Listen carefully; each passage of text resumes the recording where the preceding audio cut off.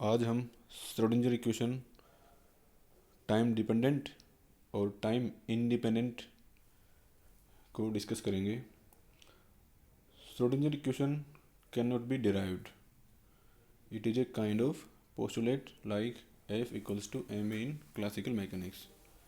Means Schrodinger equation को derive नहीं किया जा सकता। यह उसी तरह का एक पोस्टुलेट है जिस तरह क्लासिकल मैकेनिक्स में F इक्वल्स टू ma का फॉर्मूला होता है। यहाँ पर टाइम डिपेंडेंट श्रोडिंगर इक्वेशन को दिखाया गया है।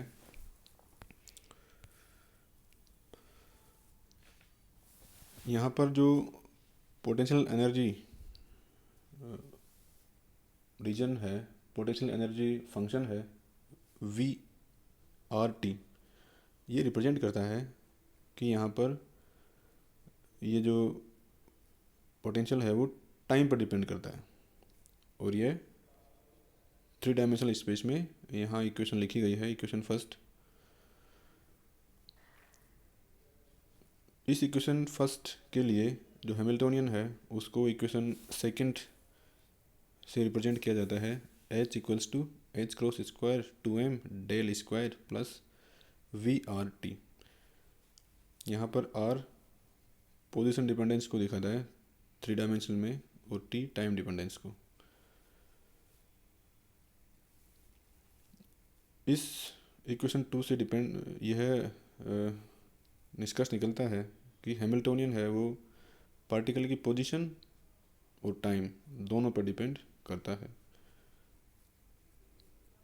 इक्वेशन फर्स्ट को हैमिल्टोनियन के फॉर्म में इस तरह लिखा जा सकता है बाय यूजिंग इक्वेशन 2। यहाँ पर जो इक्वेशन 3 है उसका फिजिकल सिग्निफिकेंस है वो हम डिस्कस करेंगे। इक्वेशन 3 है वो फर्स्ट ऑर्डर डिफरेंशियल इक्वेशन है टी में, मीन्स टी इक्वल्स टू 0 पर यदि हम साई आर जीरो को मेजर कर लें तो हम किसी लेटर टाइम पर साई आर टी भी मेजर कर सकते हैं। Means we can measure psi are T at a later time t by using psi r0 at time t equals to 0। Equation 3 psi में लीनियर इक्वेशन है, तो यहाँ पर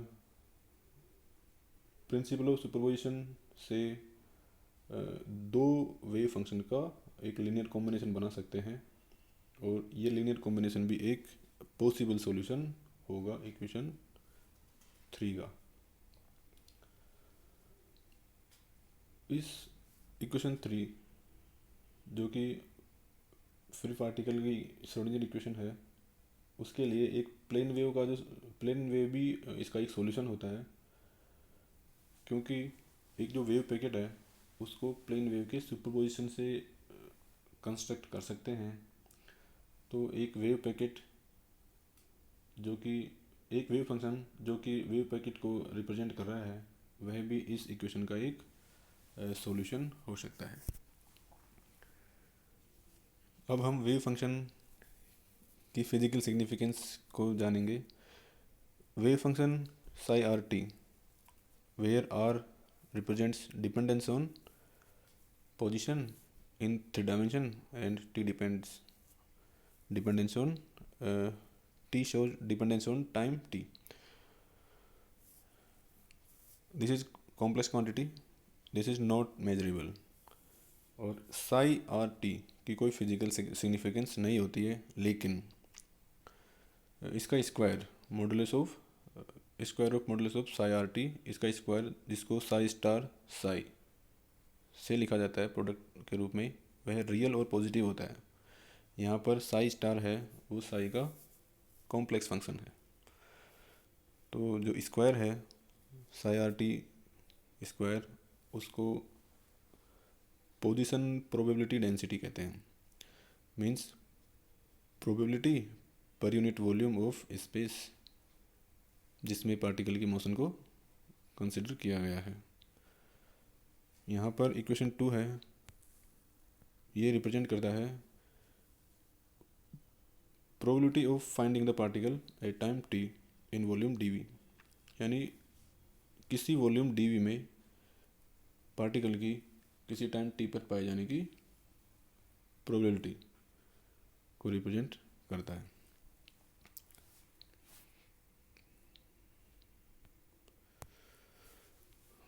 अब हम वेव फंक्शन के नॉर्मलाइजेशन को डिस्कस करेंगे।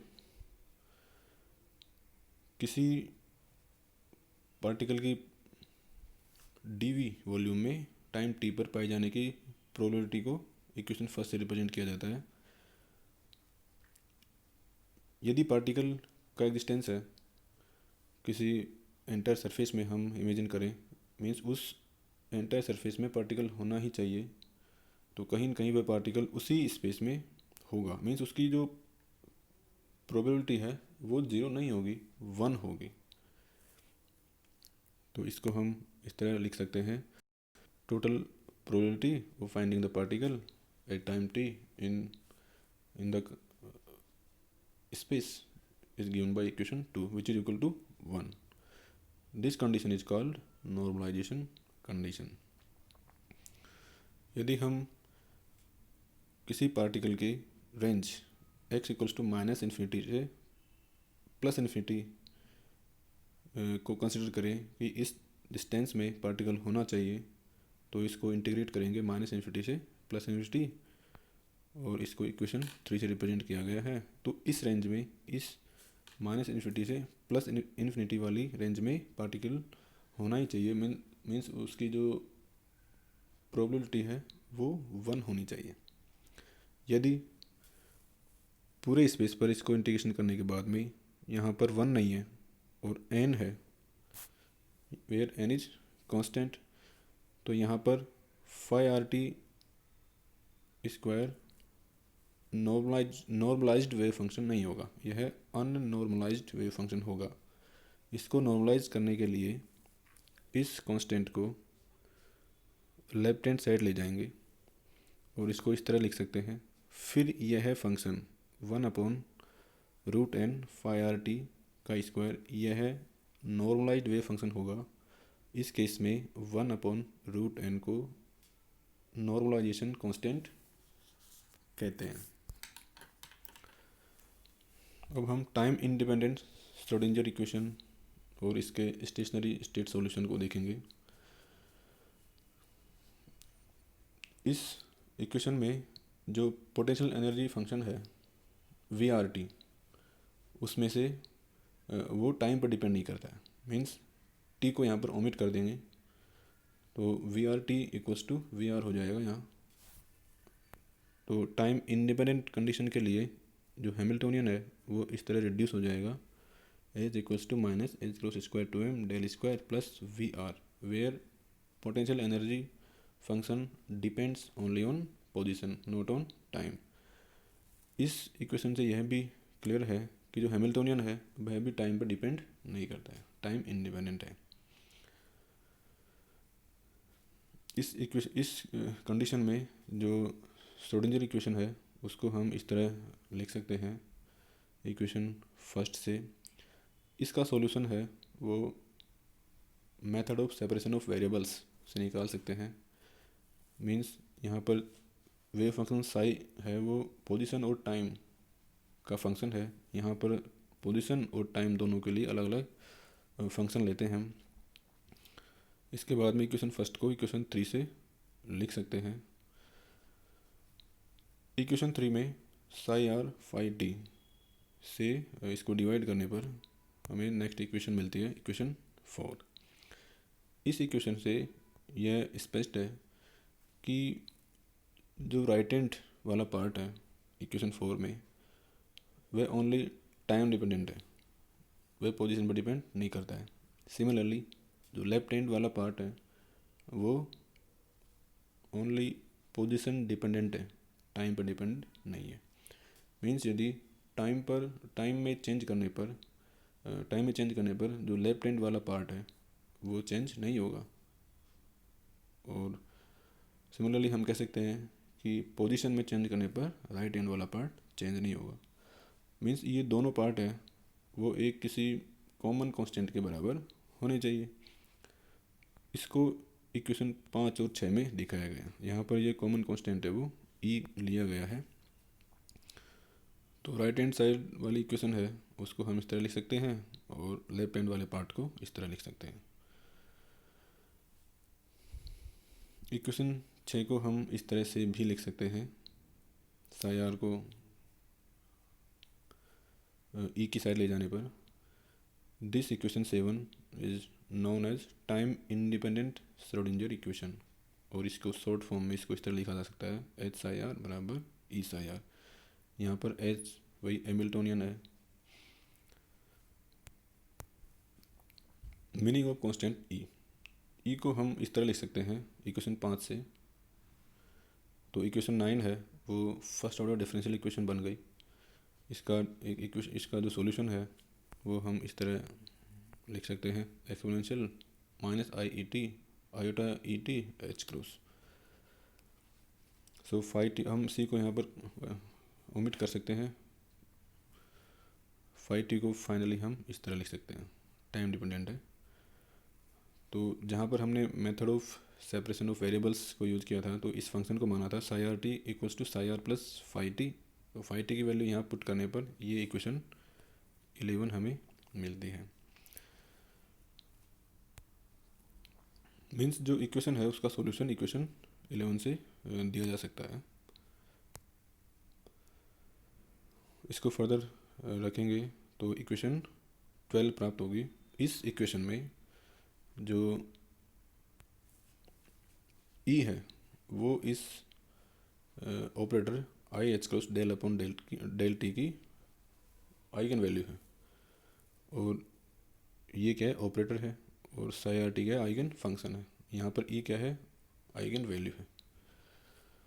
So this E is called total energy of the particle. इसका स्टेशनरी स्टेट सॉल्यूशन क्या होगा उसको देखेंगे। हैमिल्टोनियन को इस तरह लिखा जा सकता है टाइम इंडिपेंडेंट वाले केस में फाइनली इस ऑपरेटर को इक्वेशन जो टाइम इंडिपेंडेंट वाली इक्वेशन है वहाँ पर रखेंगे, तो इस ऑपरेटर को वहाँ लगाएंगे तो हमें इक्वेशन 2 मिलेगी। इसको सोल्व करने पर जैसा कि हमने अभी निकाला है 5t है साई आर टी है उसको हम इक्वेशन 3 से लिख सकते हैं, और जहाँ पर 5t equals to exponential minus iota E T upon H cross. ये इक्वेशन टाइम इंडिपेंडेंट वाले इक्वेशन को सेटिस्फाई करता है। Means H psi equals to E psi. यहाँ पर जो साई आर टी है वो पार्टिकल के बारे में सभी इंफॉर्मेशन ऑल इंफॉर्मेशन कंटेन करता है।